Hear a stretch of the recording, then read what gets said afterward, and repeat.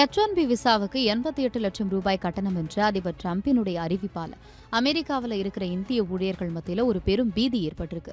கெடு தேதிக்குள்ள அமெரிக்காவுக்கு திரும்ப வேண்டும் அப்படின்னு பலரும் விமான டிக்கெட்டுகளுக்காக பதறியடித்து ஓடிக்கிட்டு இருக்காங்க. ஆனா அதே நேரத்தில் அவங்களுக்கு எதிராக ஒரு கொடூரமான இனவெறி கொண்ட ஆன்லைன் சதி திட்டம் தீட்டப்பட்டிருக்கு. அதன் பெயர் ஆபரேஷன் கிளாக் தி டாய்லெட். அதாவது கழிவறையை அடைக்கிறது, இந்தியர்கள் அமெரிக்காவுக்குள்ள வரவிடாமல் தடுக்கிறதுக்காக அமெரிக்காவினுடைய வலதுசாரி குழு ஒன்று செய்த இந்த சதி என்ன? வாங்க இதன் அதிர்ச்சி பின்னணியை விரிவா பார்க்கலாம். ட்ரம்ப் அறிவிப்பு வெளியிட்ட சில மணி நேரங்களிலேயே அமேசான், மைக்ரோசாப்ட் போன்ற நிறுவனங்கள் தங்கள் இந்திய ஊழியர்களை உடனடியா அமெரிக்கா திரும்பும்படி அறிவுறுத்தின. இந்த செய்தியை பயன்படுத்திக் கொண்டு 4chan என்ற ஒரு வலதுசாரி இணையதளத்தின் பயனர்கள் இந்த ஆபரேஷன் கிளாக் தி டாய்லெட் என்ற குறும்புத்தனமான ஆனால் கொடூரமான திட்டத்தை தொடங்கியிருக்காங்க. இந்த திட்டம் என்னன்னு பார்த்தோம்னா, இந்தியாவிலிருந்து அமெரிக்காவுக்கு வரும் விமானங்கள்ல டிக்கெட்டுகளை வாங்காமலேயே முன்பதிவு செய்யறது.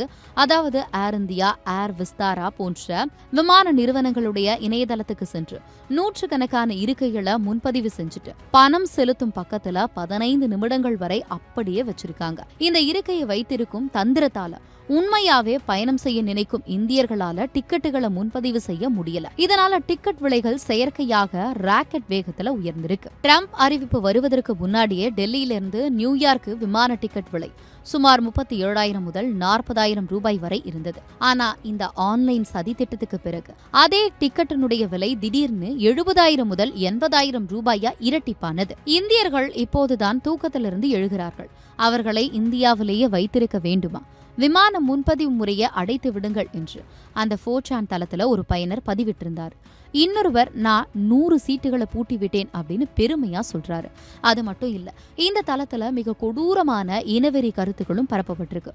குறிப்பா பிரேக்கிங் த ஜீட்ஸ் மற்றும் டோட்டல் ஜீட் டெத் போன்ற வாசகங்கள் பயன்படுத்தப்பட்டன.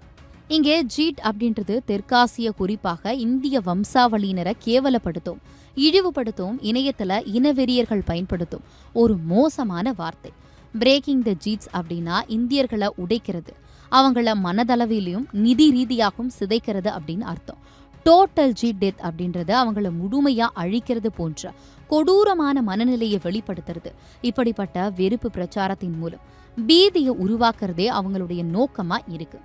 ஆனா இந்த சதி திட்டத்துக்கு நடுவே ஒரு நல்ல செய்தி வந்திருக்கு. வெள்ளை மாளிகை ஒரு தெளிவான விளக்கத்தை கொடுத்திருக்கு. அதன்படி இந்த $1 லட்சம் கட்டணம் புதியதா H-1B விசாவுக்கு விண்ணப்பிப்பவங்களுக்கு மட்டும்தான், ஏற்கனவே விசா வச்சிருக்கிறவங்களுக்கு பொருந்தாது அப்படின்னு அறிவிக்கப்பட்டிருக்கு. இந்த அறிவிப்பு பல இந்தியர்களுக்கு நிம்மதியை கொடுத்தாலும் அதற்குள்ள நடக்கக்கூடாதது நடந்துவிட்டது. பீதியாலும் இந்த ஆன்லைன் சதியாலும் பலரும் அதிக விலை கொடுத்து டிக்கெட்டுகளை வாங்கிட்டாங்க. இந்த 4chan தளம் அப்படின்றது 2003 தொடங்கப்பட்ட ஒரு அனாமதேய இணையதளம். இது இணைய ட்ரோல்கள், சதி கோட்பாட்டாளர்கள் மற்றும் இனவெறியர்களுடைய புகலிடமாகவே பார்க்கப்படுது. இங்க பயனர்கள் யார் அப்படின்னு தெரியாம பதிவிட முடியும் என்பதா இதுபோன்ற கொடூரமான துன்புறுத்தல் பிரச்சாரங்களுக்கு இந்த தளம் பயன்படுத்தப்படுது. ஒரு நாட்டினுடைய அதிபரின் அறிவிப்பை ஒரு இனத்துக்கு எதிரான வெறுப்பு பிரச்சாரமா மாற்ற முடியும் அப்படின்றதுக்கு இந்த சம்பவமே ஒரு மோசமான உதாரணம்.